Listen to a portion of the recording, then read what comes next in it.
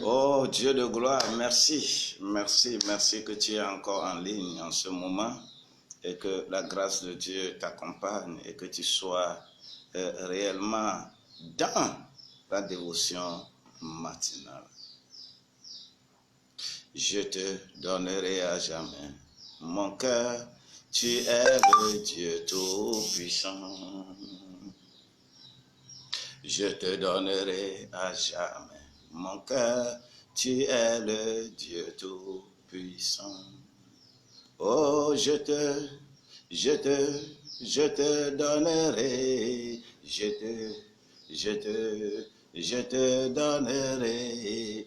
te donnerai à jamais mon cœur, tu es le Dieu tout-puissant. Je dis, je te donnerai, je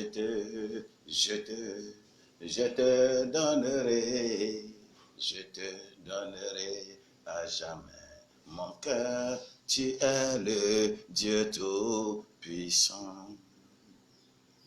Je te donnerai à jamais mon âme, tu es le Dieu tout-puissant.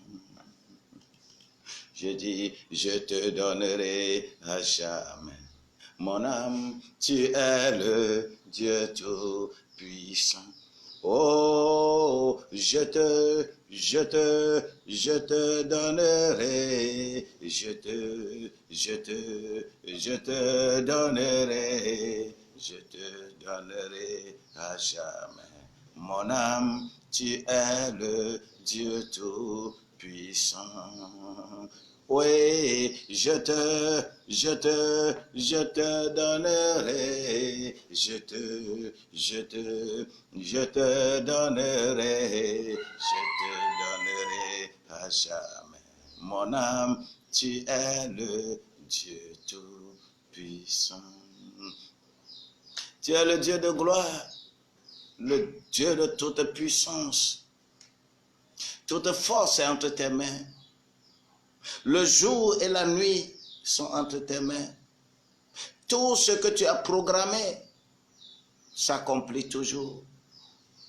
Que le sage, que l'intelligent cherche à acquérir la sagesse divine et qu'ensemble on puisse vivre en paix sur une terre.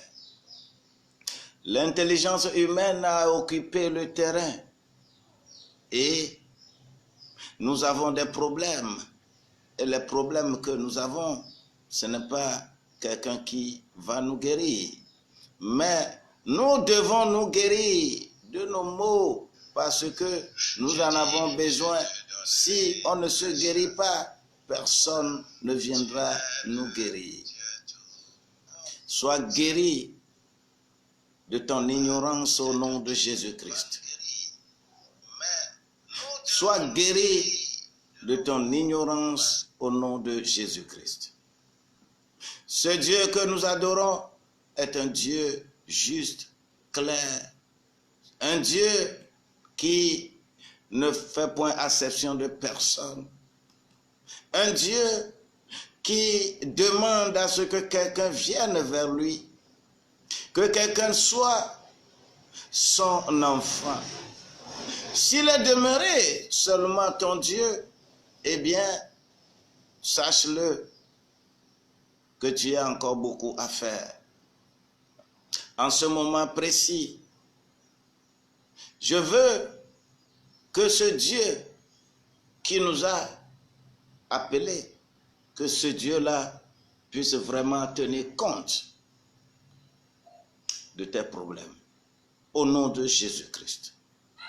Est-ce que tu peux dire Amen en attendant?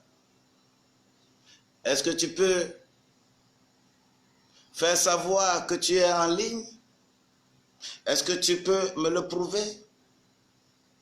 Encore ce matin, je vais rapidement aller lire dans Proverbe au chapitre 18, verset 15. L'Écriture déclare: Le cœur de l'homme intelligent acquiert de la science, et l'oreille des sages cherche la connaissance. C'est terrible. Le cœur de l'homme intelligent acquiert la science, et l'oreille des sages cherche la connaissance. Ça, c'est la version œcuménique. La version Louis II déclare: un cœur intelligent acquiert la science, et l'oreille des sages cherche la science. La version Darby déclare: le cœur de l'homme intelligent acquiert la connaissance, et l'oreille des sages cherche la connaissance. Bien-aimés, qu'est-ce qui détruit le monde? Ce qui détruit le monde, c'est la connaissance humaine. La connaissance humaine. Mais si nous voulons arriver dans ce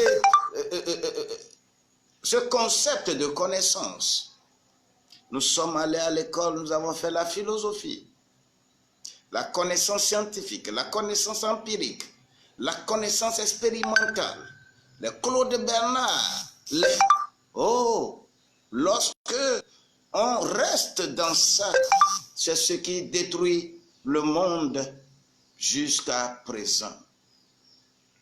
Mais je voudrais dire à quelqu'un que le cœur intelligent cherche la science, cherche la connaissance. Oui. Et la sagesse sans la connaissance sans la sagesse ne profite pas. C'est pourquoi en ce moment, si je veux décliner réellement les choses de la connaissance, c'est très profond. Mais je voudrais te conseiller, va un peu dans Proverbes au chapitre 3. Il faut lire les versets 3 jusqu'au verset 24 et que tu analyses. Tu verras que la connaissance est une véritable source. La connaissance de la science est une véritable source spirituelle de développement. Bien-aimés, on peut devenir, et que la sagesse, la connaissance, quand on l'acquiert, ça peut devenir des entraves au lieu d'une aide aux hommes. La connaissance qui doit aider les hommes est la connaissance fondée sur Dieu, fondée en Christ. C'est la connaissance qui peut sauver le monde. Mais celui qui a cette connaissance de Dieu devient la cible à abattre parce qu'il n'acceptera pas les mauvaises choses. Vous savez, la source de la tentation, c'est le désir de la connaissance. Le désir de la connaissance. Lorsque tu es dans Genèse au chapitre 3, là, lis correctement le verset 3, verset 6 à 6. Vous allez constater que d'ailleurs ça commence par le serpent était l'animal le plus rusé de tous les animaux que Dieu a créés sur la terre. Dieu avait laissé la connaissance dans le jardin d'Éden. Mais malheureusement, l'être humain a dit que cette connaissance, je ne veux pas. et lui-même, il a choisi sa connaissance. C'est la source de tentation. C'est pourquoi sur la terre, je voudrais nous dire, sur la terre, aucune famille ne peut dire qu'elle n'a pas la divinité serpent comme pilier de sa famille. Parce que ce qu'on appelle Satan, c'est la connaissance humaine qu'on appelle Satan. Parce que le diable n'a pas amené autre connaissance dans le jardin d'Éden, mais il a amené la connaissance humaine. Et cette connaissance humaine, ce que le diable a amené, beaucoup de ressources qui étaient dans le jardin d'Éden. Quand tu lis correctement Genèse au chapitre 2, le verset 8 au verset 14, tu découvriras que tout ce que nous utilisons aujourd'hui, les smartphones, les téléphones, les ordinateurs, l'or, cobalt, tout cela était dans le jardin d'Éden. Mais l'homme n'est pas capable de voir et de cultiver ça. Parce qu'on l'a déposé là-bas pour cultiver et garder. Mais l'homme n'a pas la connaissance de cela. Et le diable est arrivé. Quelle connaissance le diable a amené? Le diable a amené seulement les yeux de l'homme sur le sexe. Au lieu de regarder les richesses qui sont autour de lui, il n'a pas trouvé ces richesses autour de lui. Mais il a trouvé le sexe. Et il dit que nous sommes nus. Ah! Bien-aimé, tu es effectivement nu, tu t'es bien vêtu, mais tu as acquis la connaissance du diable et tu développes les choses. Et c'est la connaissance humaine qui amène aujourd'hui à ce que nous sommes dans ce pétrin de coronavirus, Covid-19. Ce n'est que la connaissance de l'homme. L'homme veut se développer sans Dieu. L'homme veut laisser Dieu de côté et écouter le diable. Ils vont vous parler de développement personnel. Et ils vont utiliser des subtilités. Et tout ceci, c'est pour nous engloutir davantage. Bien-aimés, que l'homme intelligent acquiert la connaissance, la science. Je ne peux pas finir vraiment ce thème-là, la connaissance. Je ne peux pas finir ça. Parce que lorsque, vous savez, lorsque je lis dans Ecclésiaste 1, verset 18, vous savez, car avec beaucoup de sagesse, on a beaucoup de chagrin. Et celui qui augmente sa science, augmente sa douleur. C'est des douleurs qui sont au fond de mon cœur. Parce que quoi? L'homme a laissé la véritable connaissance de côté. Et il cherche sa connaissance. Et il devient méchant.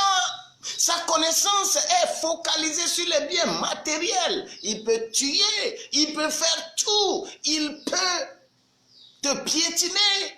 Il peut te prendre pour aller sacrifier pour de l'argent. Parce que il veut la connaissance du monde. Et ça devient chagrin. Vous savez, nous, quand on regarde les choses autour de nous, quand on regarde même l'adoration de Dieu, est devenue un problème de sagesse humaine. Les gens qui font bien le développement, ils développent leur raisonnement. On dit qu'ils sont les hommes de Dieu les plus influents. Oh, bien-aimés, qu'est-ce que nous avons à faire? Qu'est-ce que nous avons fait à la nature? Qu'est-ce que nous avons fait à la nature? Oui, c'est un chagrin, c'est une douleur au fond de moi. Lorsque Dieu m'appela, il m'a dit, va intellectuels de leur ignorance. Je constate vraiment que tous ceux qui augmentent la sagesse livresque, qui demeurent, qui deviennent beaucoup plus diplômés de façon classique, sont les plus ignorants dans la connaissance de Dieu. Ils prennent Dieu comme leur raisonnement. Ils prennent Dieu comme leur réalité. Ils prennent Dieu comme leur enfant. Oh, bien-aimés, qu'est-ce que nous avons à faire? Acquiert la connaissance.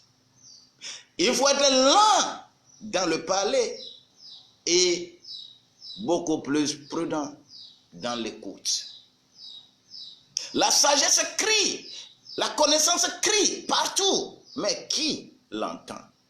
Bien-aimé, viens à Jésus. Lui seul, il peut te donner la connaissance. Il peut te donner ce qu'il faut. Que la grâce de Dieu t'accompagne. Que l'onction de Dieu t'accompagne. Et que tu puisses comprendre ces choses et les appliquer. Merci parce que l'Éternel Dieu t'a permis de suivre ceci. Sois béni, sois béni, sois béni au nom de Jésus-Christ. Maintenant, je vais prier pour toi. Mais avant de prier pour toi, déclare ceci avec moi. Seigneur Jésus, ma connaissance est en train de me détruire. Aide-moi à venir vers toi et à apprendre de toi et à acquérir la science pour me conduire. Car je suis comme une herbe, ça va se sécher. Je suis comme une fleur qui resplendit le matin et le soir se fane. Mais aide-moi maintenant à acquérir la connaissance pour me conduire. Déclare ceci. Moïse a dit dans Psaume 90, apprends-moi à compter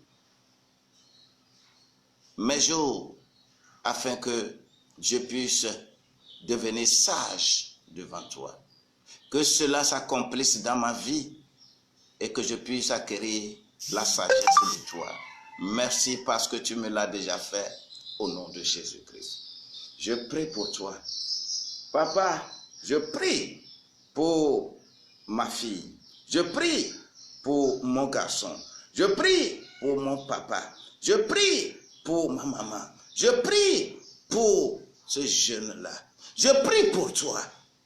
Que la grâce de Dieu te domine. Acquiert la connaissance. Ne la vends pas. Au nom de Jésus-Christ. Que cela s'accomplisse dans ta vie maintenant. Dis-moi Amen. Je t'aime beaucoup.